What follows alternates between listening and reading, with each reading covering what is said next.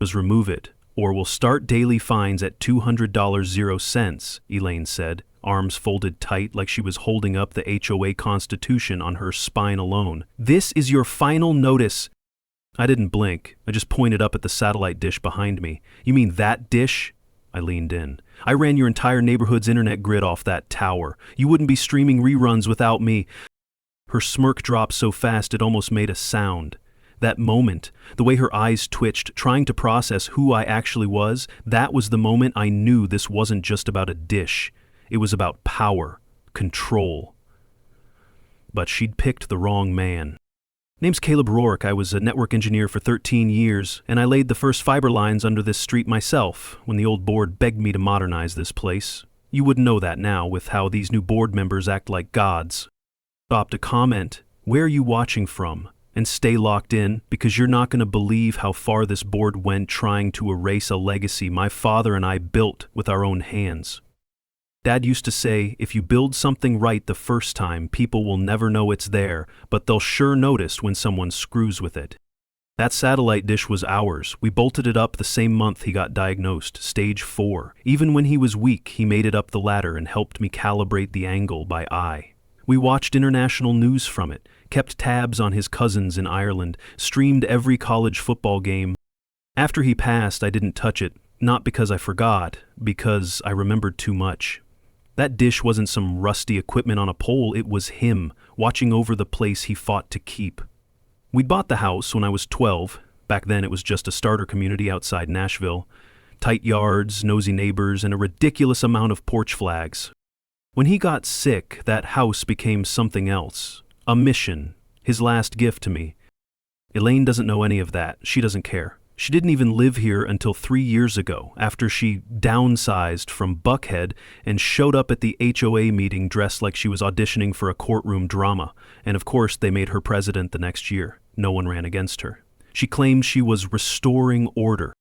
Her order meant new parking zone restrictions, bin inspections, and measuring lawn height with a ruler like we were in boot camp. She even tried to fine my neighbor Miguel for improper fence hue.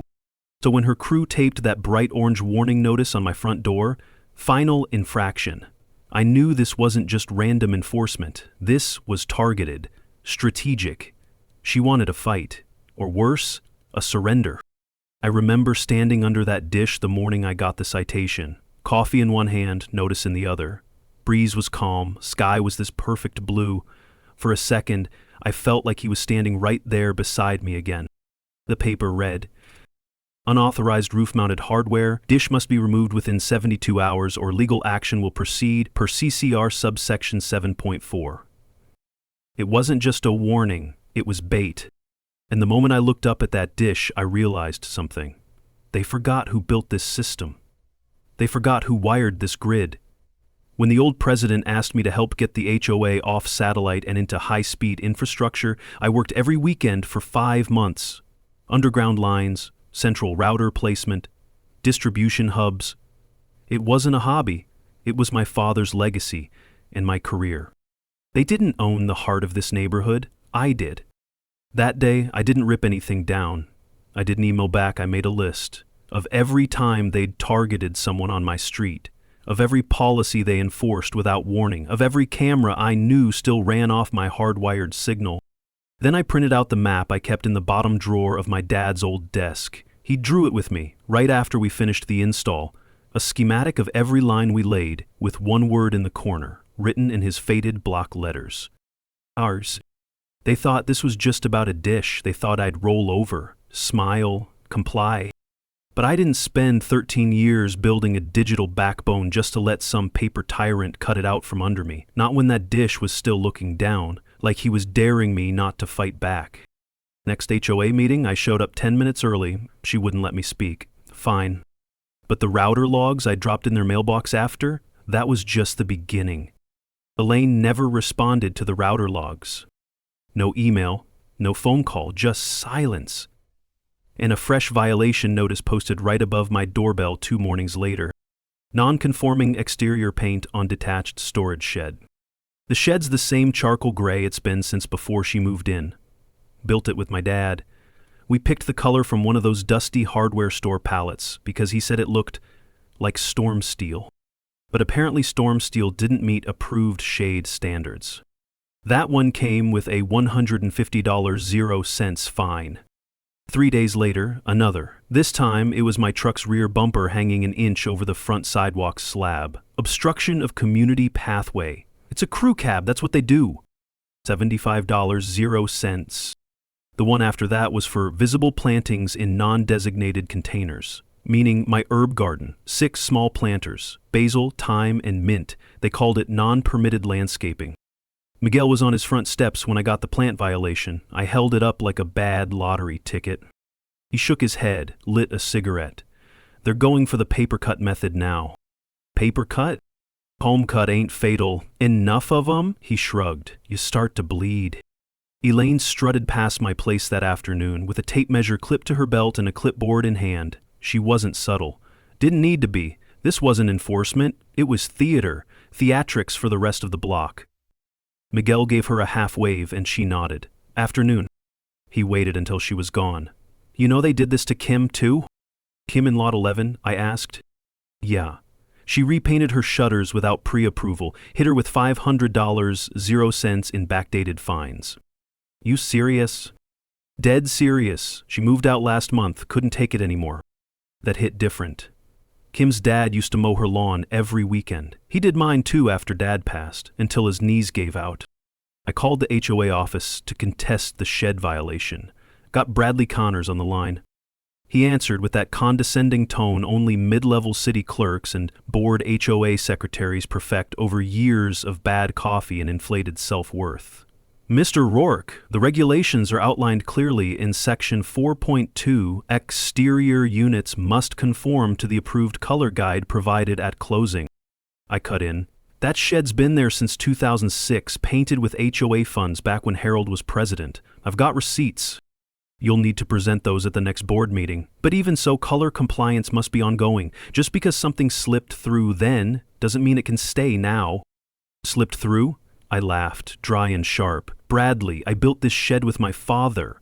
The HOA paid for the stain. Harold signed the work order himself. Well, Harold isn't on the board anymore, is he? Blake, that's when I stopped thinking this was about rules. Rules are constant. This was something else, something personal. I checked the records. New fines had been issued to 4 other houses on my block that month. Every one of them people I'd helped over the years with minor tech setups, printer installs, or TV mounting. People who knew who I was and respected what I'd done for this neighborhood. Coincidence doesn't file paperwork that precise.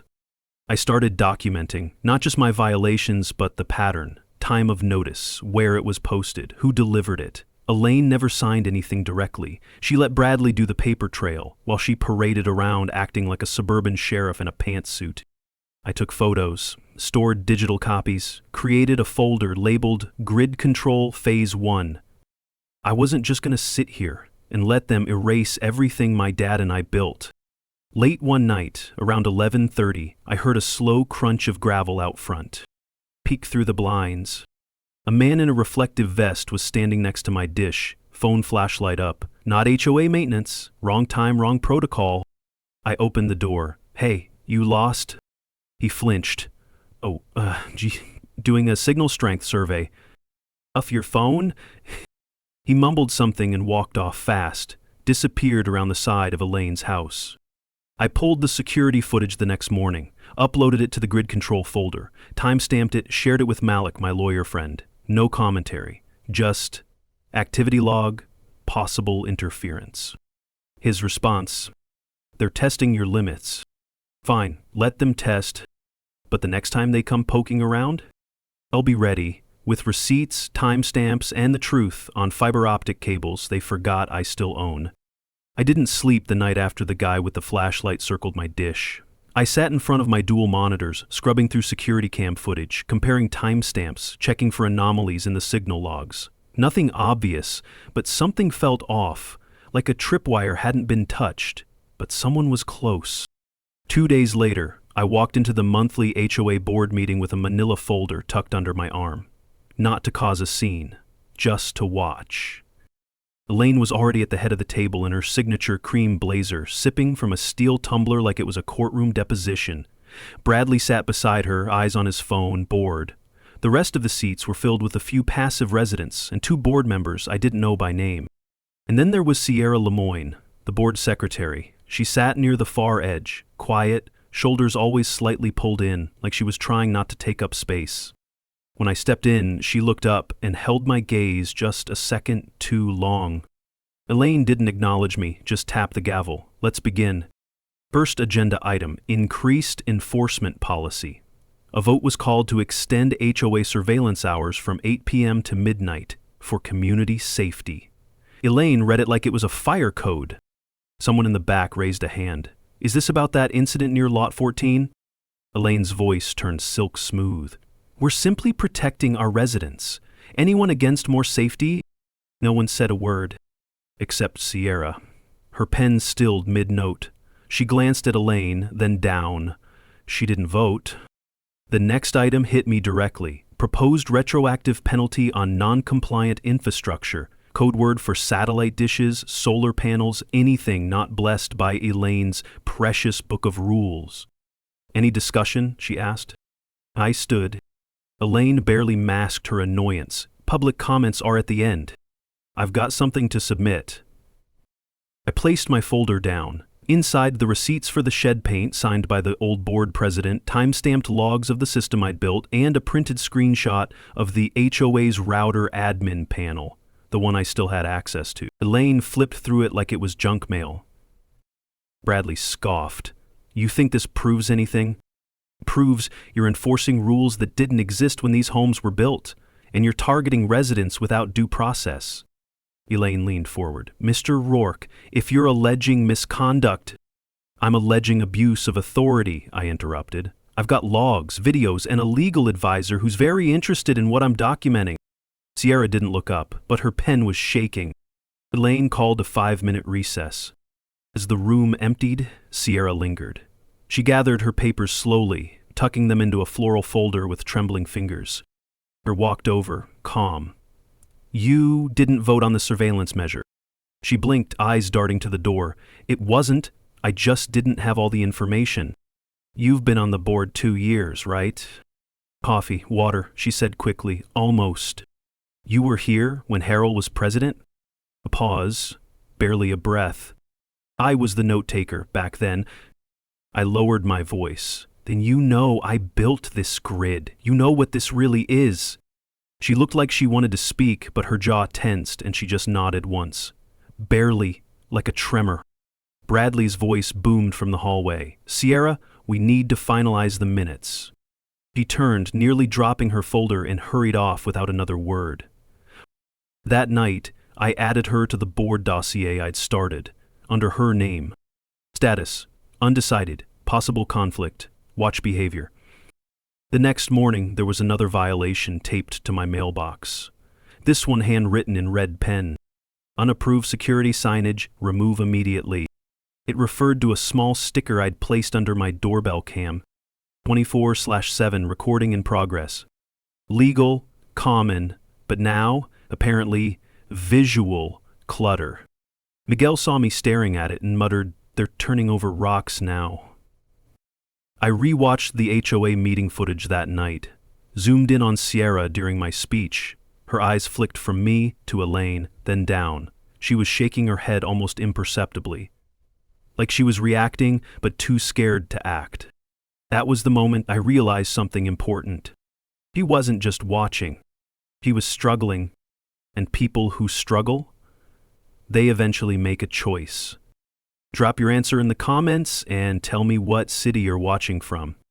The sticker was still stuck under my doorbell cam, and the red ink violation fluttered in the wind like a dare. I didn't remove it. 3 days later, my internet dropped. Not a flicker, not a slow decline, just blackout. No upload, no download, no ping. I ran diagnostics from my laptop. Internal network? Fine. Router? Lit up. Uplink? Dead. Now here's the kicker. I don't use the public service. My line feeds directly into a relay on the west easement installed back when I hardwired the grid for the HOA. It was the only way to stabilize the signal back then. It's been untouched for nearly 8 years. Until now. I jogged the block to the utility hub behind lot 19. Sure enough, the hatch was cracked open, not broken, unscrewed, carefully, neatly. I flicked on my flashlight and stared into the dark paneled box. 3 fiber lines were still in place. Mine? Clipped. Cut clean, insulated tip still warm. Whoever did it had been here recently. Back at my house, I opened the server room behind my workshop. It's where I keep my backups, toolboxes, and an old wood filing cabinet with my dad's property binders. I ran the line scan again. The relay logs showed tampering. 20 minutes of data loss, beginning exactly 1:37 p.m., HOA maintenance hours. I sent a secure message to Malik. Tampering confirmed. Someone accessed community relay and cut private line. Retaliation likely. Need record. His reply came 2 minutes later. Got it. Document everything. Timestamp. They're playing dumb now, but if you prove intent, that's all I needed to hear.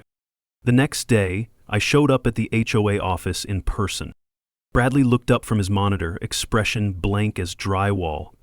We don't take walk-ins. I held up my phone with the relay cam footage paused, just enough to show a reflective vest and bolt cutters. We're gonna talk today, Bradley.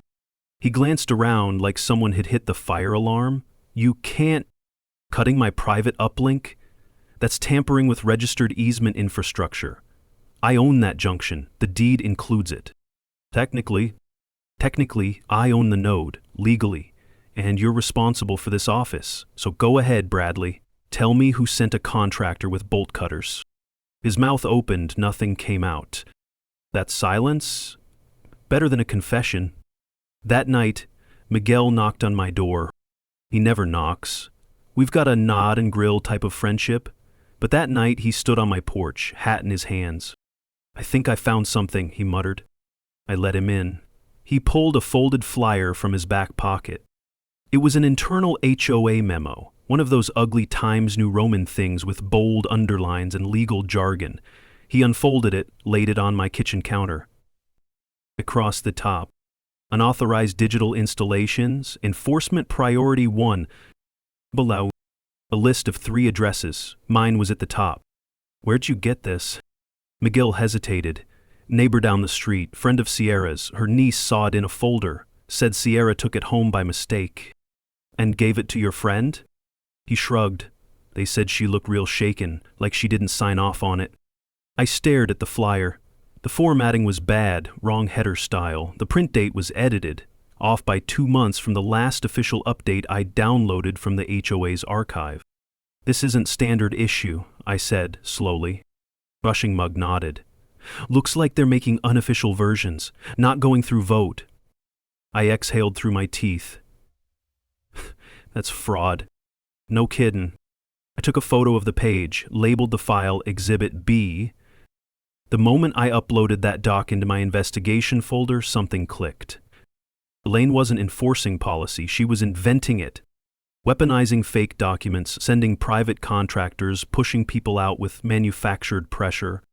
And she was smart enough to cover it in paperwork and silence, but not smart enough to realize people like Sierra notice. They just don't always speak. Not right away. I reopened my dad's old filing cabinet that night. Pulled out the original infrastructure agreement signed by the HOA in 2015 with a wet signature from Harold, 2 witnesses, and a county-registered notary stamp. That document had one phrase buried in Section 6. Relay junction and core grid lines will remain under the ownership and maintenance of the contracting engineer, Caleb Rourke, for a period not less than 25 years. Elaine was 6 years too early, and I had proof. I left the box open on the workbench overnight, still buzzing from the recorder's playback. That voice, Elaine's, crystal clear. We bury it. No vote, no paper trail. We remove it and say it never existed. That it was my infrastructure contract, the one tied to the relay, the fiber grid, and the satellite dish she keeps pretending is a violation. But what made my skin prickle wasn't just her tone, it was the response. Another voice, male, nervous. But the original's somewhere in the HOA archive, the basement, old files from before the digital switchover. Elaine, then you know what to do. The next morning, I stood at the locked door under the HOA community center. No one ever used it, not since they turned the upstairs lounge into the digital resource hub. But I remembered the old layout. Dad and I installed the backup server down here back in the day, before the cloud, before Bradley and Elaine, when paper still meant something. I'd kept the backup key. The lock was rusted, but it turned. Cool air hit me first, stale, dry, metallic. The kind of smell you only find where old documents and forgotten decisions rot side by side.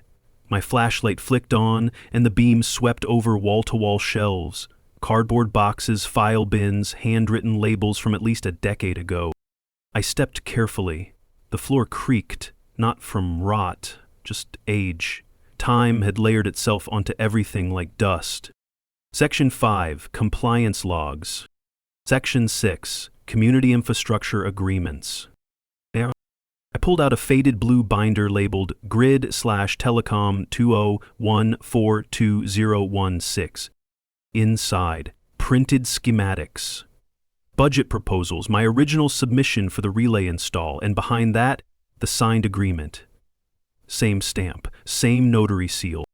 But this copy had something new. A page paper-clipped in. Handwritten, sloppy, like someone scribbled it fast. To be removed from record upon digital migration. No longer valid. Initiate in the corner. E.M. Elaine Marston. I took out my phone, snapped photos. Every page. Every scribble. I scanned the handwriting against the notes I'd collected from her meetings. Matched. Same looping M. Same hard slant. I started to leave until something caught my eye on the next shelf. A box labeled Community Enforcement 201722021 - internal only. I cracked it open. On top, photos of people's yards, cars, satellite dishes, scribbled fines, some of them crossed out, some never sent. I flipped through the pages, names I recognized, Kim, Miguel, even my own. Dossiers, patterns. They'd been targeting certain houses for years, and beneath it all, a manila folder. No label, no number. Inside, a printed list, top header read, Long-term occupants, risk index evaluation. Next to each name, color-coded flags. My name, red, non-compliant, previous infrastructure authorizations, subject must be isolated. I felt the heat rise in my chest. This wasn't enforcement, this was a purge. I left everything exactly where I found it, except the folder. That one I slipped under my jacket and pressed flat against my back. Out front, Sierra was watering the flowers by the community center sign. She looked up, startled. I met her eyes, didn't speak. She just nodded once, tight and nervous. She saw where I'd come from, she knew. Back in my house, I set the folder beside the photo of my dad on the desk. He's smiling in that picture, sun in his eyes, wearing his old cable-laying gloves like he's still working. I looked up at the satellite dish through the window. It's ours, Dad, still is. Ever dig through something old and suddenly realize it wasn't forgotten, it was buried on purpose? Drop your city in the comments and tell me what would you do if your name showed up on a list marked for removal. I didn't sleep that night. I laid the folder flat on the kitchen table, just stared at it. Every name, every colored flag burned into my brain. The red ink on my name wasn't the worst part. It was the yellow flags. Miguel, Kim, two other neighbors I barely spoke to, but had never once missed a board vote. They were next. Not because they broke any rule, but because they didn't kneel fast enough. Morning came with a knock. Sierra. She stood on my porch with her arms crossed tight, chin trembling like she'd rehearsed this a dozen times and still wanted to bolt. I need to talk, she said, inside. She didn't sit, just hovered near the window, glancing out like someone might be watching. I laid the folder on the coffee table. She didn't look at it, she already knew.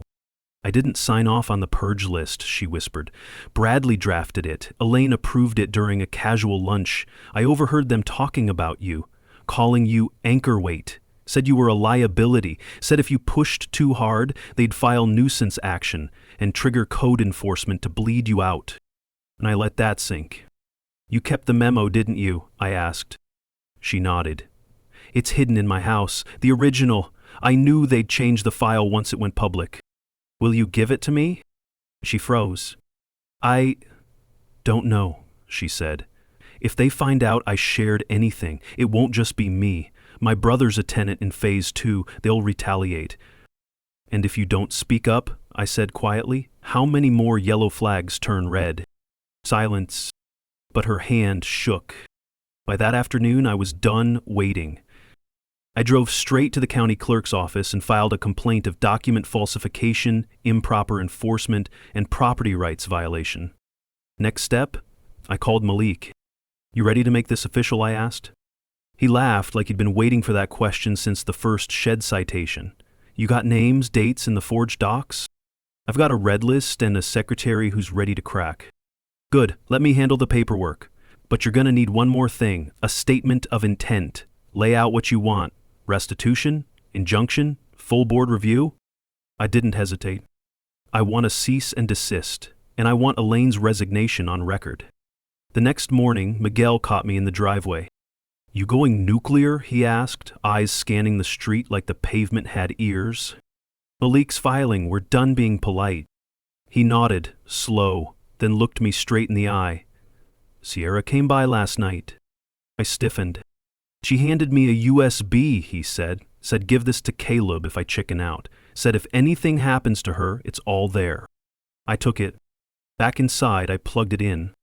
10 gigabytes of internal emails, meeting minutes never released, surveillance directives, photos of marked homes with the words phase out priority in bold red text. And at the top, audio recordings. Elaine again. They'll never band together. That's the beauty of fear. One fine at a time, they fold. I labeled the folder Exhibit C, Pattern of Intent, sent the whole package to Malik, time-stamped, notarized via his firm. Now we had a case. But I didn't stop there. I booted up the old home server. I reconnected the admin port to the network node, the same one Elaine's HOA emails still routed through. I didn't touch the content. I didn't access her personal files.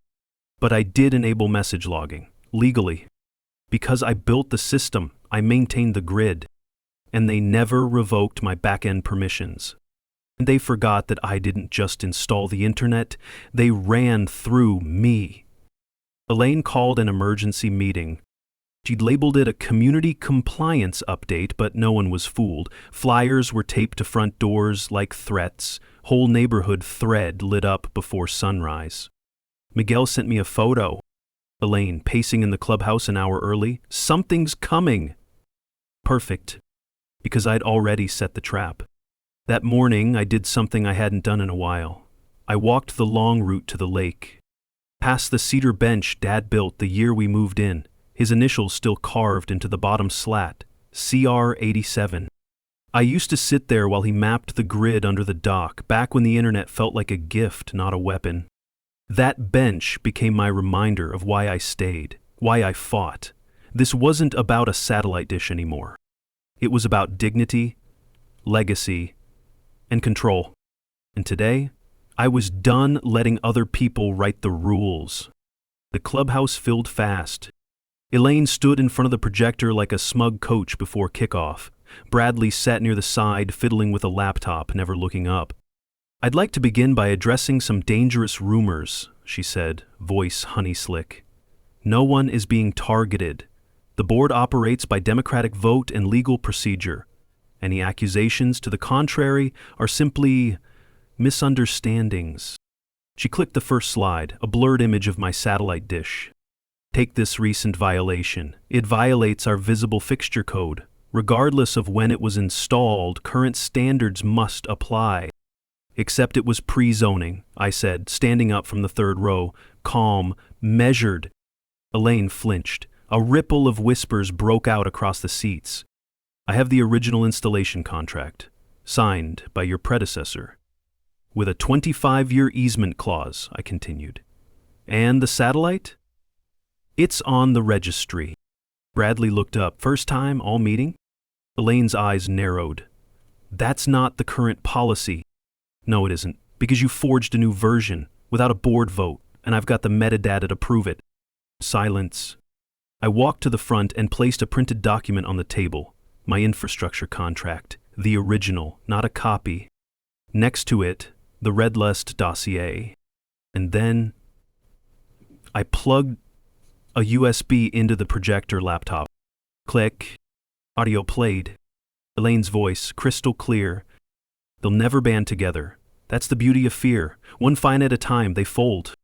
Dead silence. Miguel crossed his arms in the back. Kim stood, a few more followed.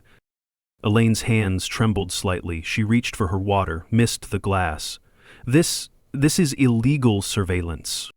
No, I cut in. I maintained the system. The grid is built off the relay I installed. You never removed my admin credentials, which means I've been logging traffic since day one. Bradley stood up, pale. Elaine, did you really? Don't answer that, she snapped.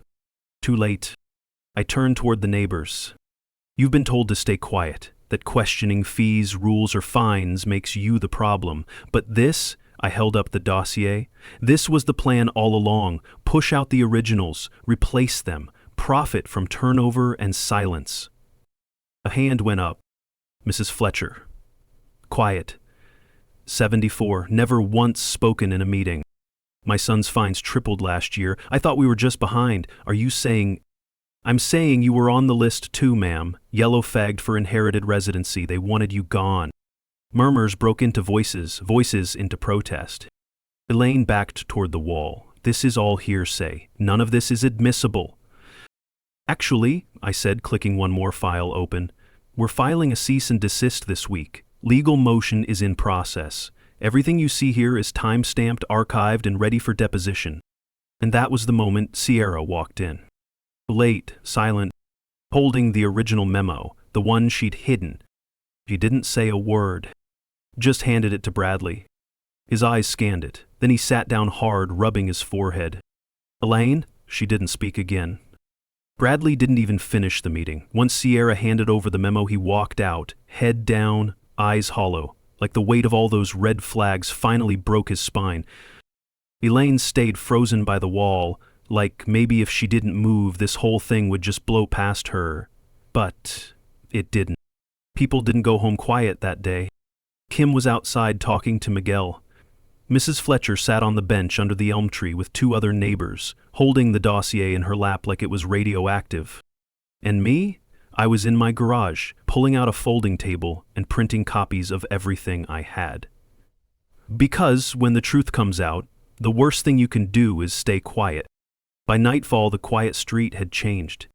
Miguel's wife was already drafting a petition for a special board vote. Kim offered to walk house to house. Even the fence guy, Bill from the North Cul-de-sac, came over with a six-pack and said, "You need numbers? You got 'em."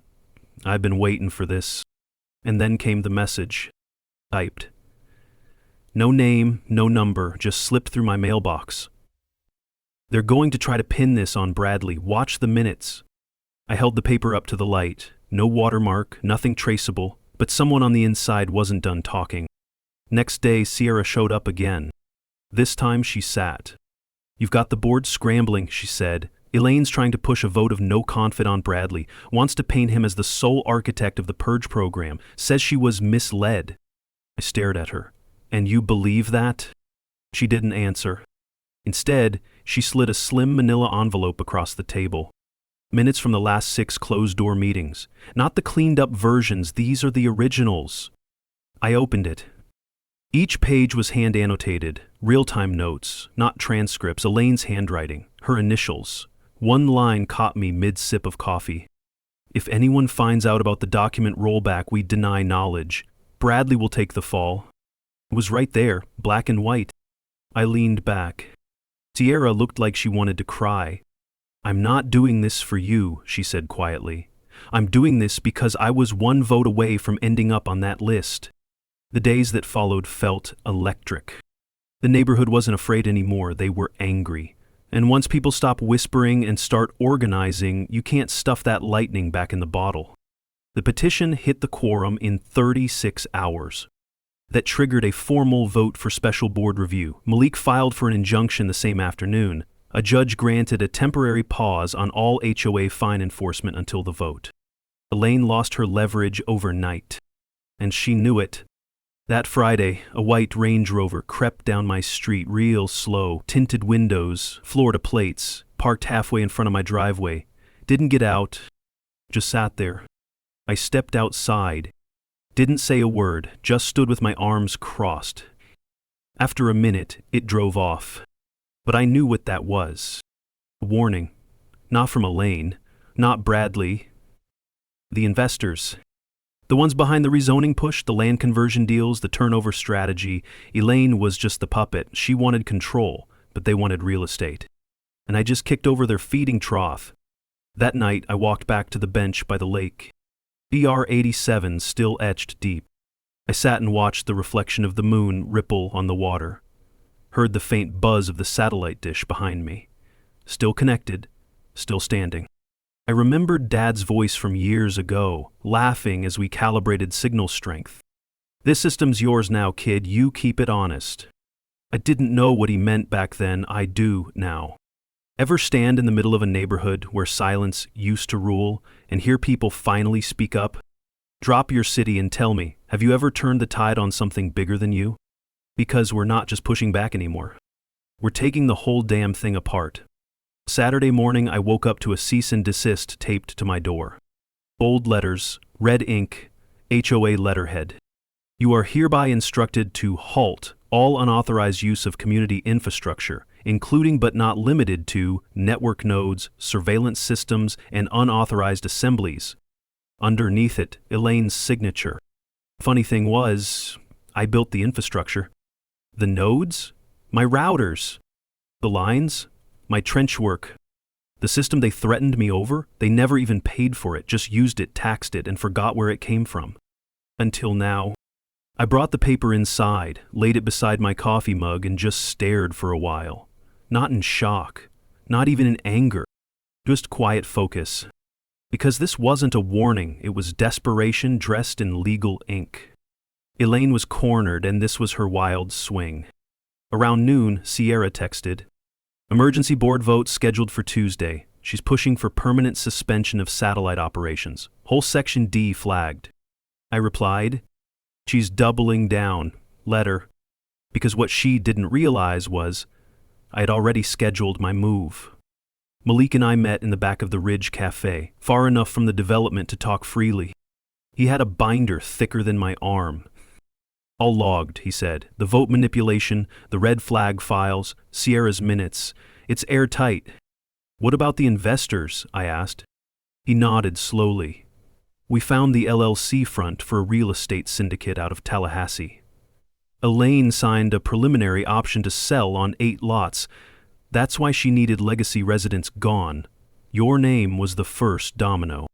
My stomach turned, but not with fear, with confirmation. Every gut instinct I'd had since the shed citation, validated. And now it was time to end it. But the real punch, leverage the system back against itself. Because while Elaine was busy waving cease and desist threats, she forgot the one rule of network architecture. If you don't shut off the admin logs everything. Sunday afternoon, I logged into the back end. Not to spy, not to attack. To download usage logs. Elaine's IP had accessed resident files 3 times outside permitted hours. That's a privacy violation, federal level. And Bradley's email had sent metadata-altered minutes to board members outside official meetings. Another strike. But the biggest flag? A hidden folder labeled Temp Ease. Inside, recorded calls. Elaine speaking to an outside buyer. "I've got 3 more on notice. Once we finalize the evictions, you'll have first pick. Yes, the grid's included, full access." She tried to sell my system. My father's grid. My signature still etched on the damn server plate. I stared at the screen. Every cable I ran, every line I mapped with Dad's old compass, every signal tower that stood because we laid the steel by hand. And she thought she could slap a price tag on it and call it hers? Now, I exported the audio, backed it twice, burned it to a drive, and slid it into the folder marked for Tuesday's board meeting. That night, I walked to the lake one more time. Same bench, same initials, CR 87. Only this time, I brought a screwdriver. Not to remove the bench, To tighten the bolts. Because some legacies aren't meant to be sold. They're meant to stand, even when the people in charge forget who built them. The room was full by 6:45. Every seat taken, people standing along the walls, folding chairs dragged in from the side hallway.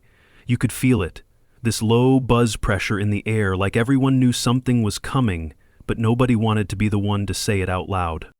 Elaine showed up late. Dark pantsuit. Thick folder. Smile too tight to be real. She didn't look at me when she walked past, but she felt me. She knew. Badley was already there, back of the room, seated by himself. Not a word, not a glance. He looked like a man waiting for the trap door to open beneath his chair. Him stood near the front with the petition papers. Miguel had his arm resting on the sign-in table, nodding to neighbors as they filed past. Even Mrs. Fletcher came, dressed in Sunday lavender, clutching that same red dossier like it was scripture. The meeting started at 7:00 sharp. Elaine hit her gavel. Let's begin. She launched into a pre-written speech, all bureaucratic padding. There's been unfortunate confusion, misinformation spread via unofficial channels. The board remains committed to integrity. But her voice started cracking on that last word. That's when Sierra stood up. No, Elaine, you don't get to redefine this. She walked straight to the front, holding the envelope from Part 9, placed it dead center on the board table. These are your meeting minutes. Handwritten, not doctored, not filtered. You approved forced removals. You named residents by inheritance status. You tried to flip property through backroom deals. Elaine stared at her, mouth half open. Where did you get? Doesn't matter, Sierra snapped. What matters is you signed every line. The room started to shift. Chairs creaked. Murmurs grew. I stood next. Walked up, quiet, just set down a small speaker on the table beside Sierra's envelope, and hit play. Elaine's voice again recorded clean. The system's already in place. Once the old residents are gone, the buyer gets first access, network, lots, everything. Silence, broken only by someone whispering. He tried to sell the whole neighborhood. Elaine reached for the speaker. I don't know where that came from. I do, I cut in. It came from the back end you forgot I built, the grid your homes run on. You never revoked my access because you never read the original contract. I maintained the data logs, legally. That's not just a soundbite. That's wire fraud, misuse of community property, and breach of fiduciary duty. Man in the crowd clapped once.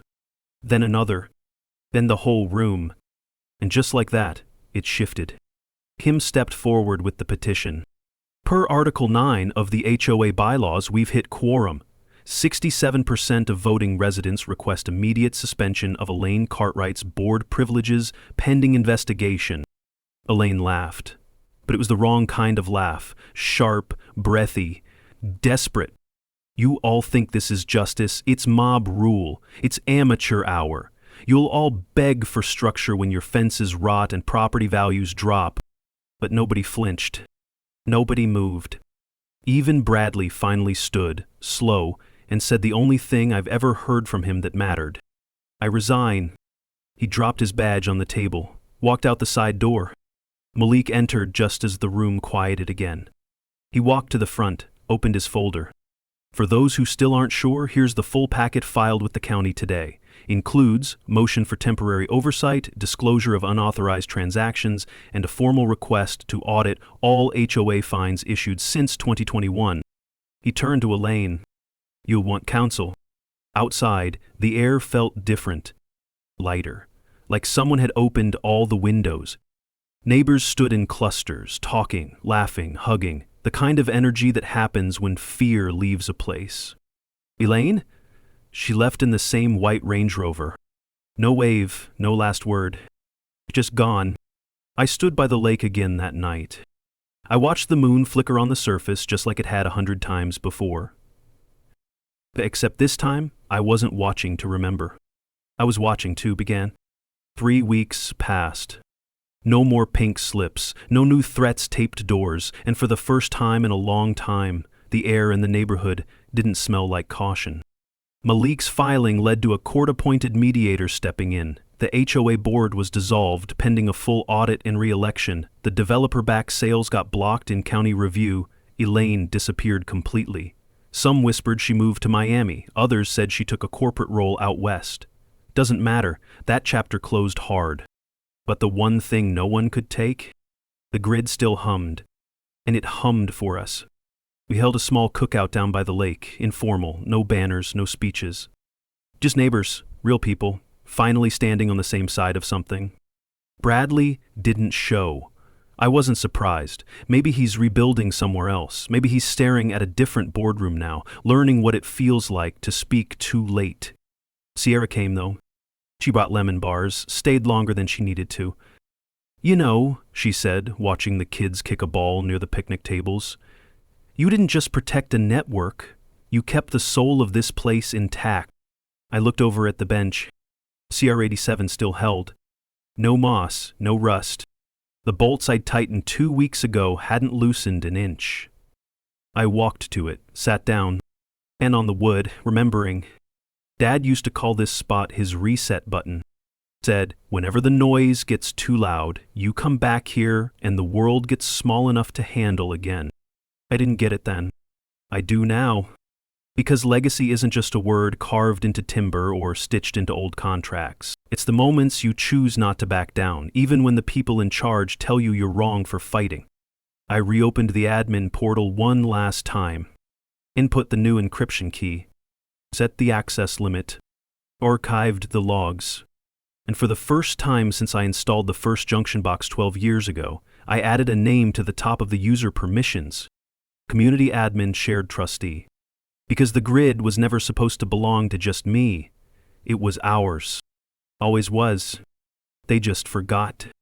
Mrs. Fletcher approached as the sun dipped down, held out a folded paper. Thought you should have this, she said. Your father gave it to my husband when they first built the relay hub. Said to pass it on if the neighborhood ever forgot where its strength came from. I unfolded it. It was a hand-sketched diagram, my dad's writing all over it, mapping out every core node of the system, and at the bottom, one line, scrawled beneath the legend. Built to serve, not to control. I couldn't even answer. He just nodded, let the wind carry whatever came next. That night, I sat on the porch. Same coffee mug, same view of the dish rotating slowly above the trees. Except this time there was no dread about what might come next. Because when the storm hits and you know your foundation is solid, you don't flinch. You hold.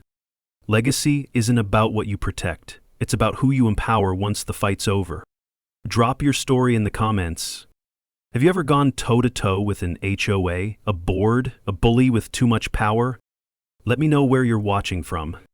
Because your fight might just remind someone else they're not crazy for standing up.